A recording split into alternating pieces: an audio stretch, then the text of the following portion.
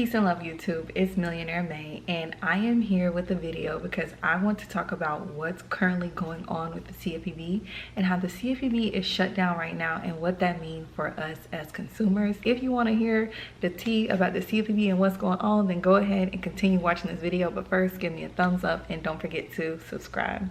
Right now, the Cfpb is currently shut down. In this time frame, they are not allowing any enforcements whatsoever. What that means is that if you decide to submit a complaint through the Cfpb to a company, there is no one enforcing that company to respond to the complaint. Now, this does not mean that you're not able to fix your credit. You're still able to fix your credit. People are still submitting disputes and the company may respond, but it's really no telling if they're going to respond because, like I said, if the Cfpb is shut down, that means that no one is enforcing them to do anything. It's not a requirement for them to respond within the time frame that the Cfpb normally has them to do. So keep that in mind if you do continue to dispute through the Cfpb. You can use alternative disputing methods. Those disputing methods would be using the 3 agencies' online portals directly. All 3 agencies have a website to where you can create a free account and you're going to be able to dispute online. A lot of people are worried about that you may lose your rights whenever you are disputing online with the 3 agencies. And one thing that I want to point out about that is that you don't lose your rights to sue. You're still able to sue any agency, whether you dispute online, by phone, or through mail. You're still able to sue each agency. Whenever you create an Experian account, you are agreeing to Experian's terms and conditions. They are making you arbitrate. So regardless of anything, once you create an Experian free account, you are agreeing to that arbitration agreement. You cannot opt out of that arbitration agreement. I recently just had someone on Instagram show me that they tried to opt out of arbitration. Experian actually sent them a letter saying you actually agreed to this once you signed up for an account, so therefore you cannot opt out of arbitration. So you don't lose your rights as far as suing. You don't lose your rights as far as enforcing things of the Fair Credit Reporting Act. But the other downside of disputing online is that you don't have a paper trail. So whenever you dispute online, you are just using the options that they give you that best fits your dispute.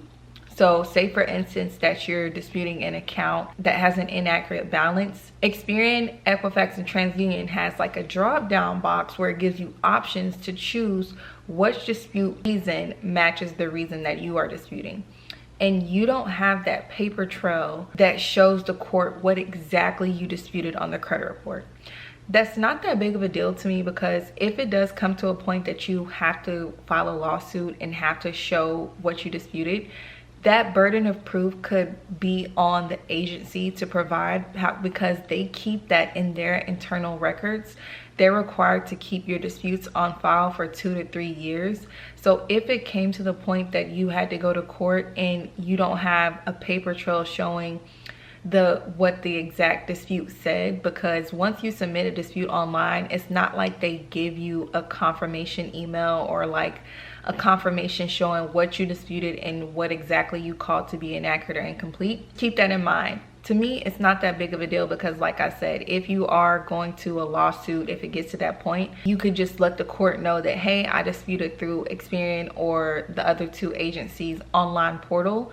However, I don't have a copy of that specific dispute, but what I did put in that dispute or the description of the dispute was X, Y, and Z. During trial, Equifax, Experian, or TransUnion would bring that evidence to case unless there's a reason why they wouldn't want to, because they know that what they were reporting was inaccurate. So just keep that in mind whenever you are disputing online. A lot of people use online certified mail or certified mail in general for that paper trail and also to have proof that that agency signed and received that letter. For building your case, it is good, but it's not mandatory. You're still able to sue a credit reporting agency and win a credit reporting agency case without sending online certified mail or certified mail in general.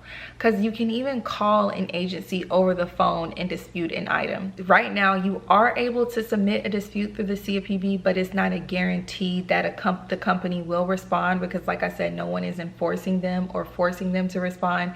I have no idea how long Donald Trump plans to do this.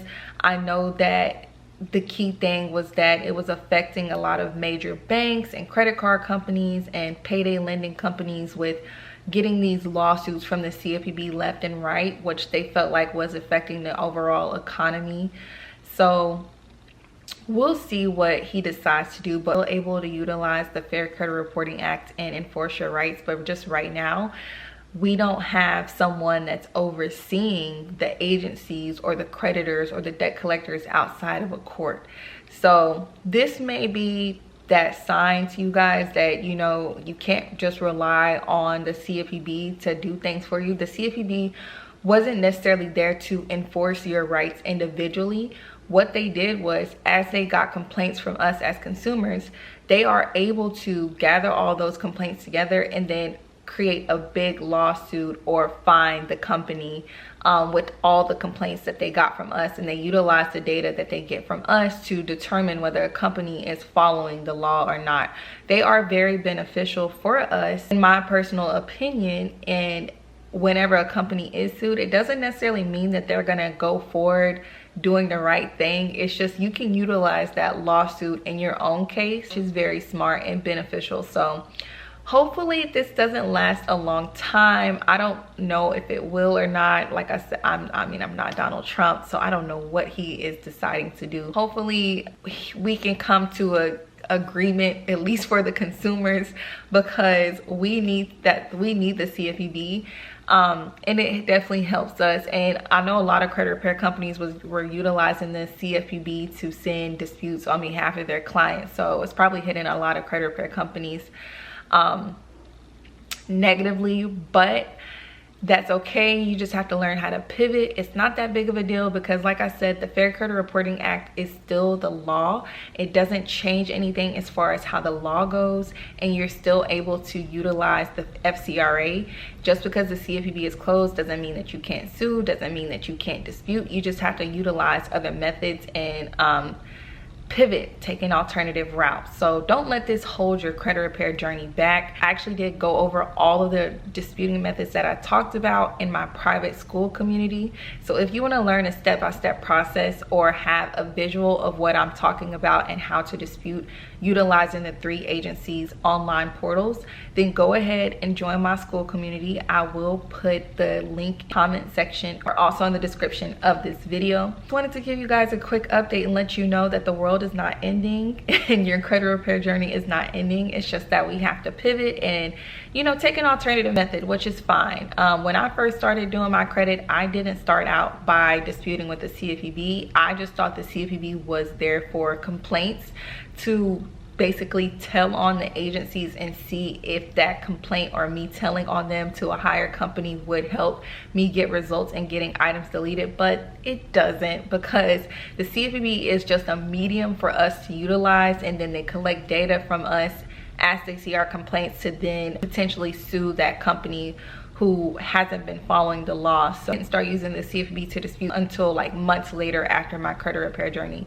And I was just sending regular certified mail. I was actually using the free method that was going around in 2022. And time is really flying by. So it's crazy that I started in 2022 and it's already 2025. And I am continuing to grow my platform. So I always appreciate you all for supporting me, watching my videos, sharing my videos, commenting on my videos, anything. Without you guys, I would not be working. So obviously, thank you all for your continued support. And that is the end of this video. I hope you enjoy it. Let me know what other videos you guys need. I was supposed to go over the CFPB finding Equifax, but which is still beneficial. I will actually still make a video going over that, because even though the CFPB is closed, it doesn't negate the fact that the agencies are still violating our rights, and what they put in those lawsuits still stand until this day. Like, they're still continuing to violate our rights. So I will still actually go over that, because the things that the CFPB puts in their lawsuits is something that you want to utilize in your own lawsuits as well. So yeah, my next video I will be going over that, but stay tuned, you guys. Keep your heads up, because a lot of people are just like down and out about this. It's not that big of a deal. Just learn how to pivot and move forward. Don't let this hold your credit repair journey back. If you guys want some more help or assistance during your journey, make sure you join my private school community that I'm going to drop down in the description or the comment section. But thank you all for watching this video, and don't forget to subscribe. Peace. See you guys in the next one.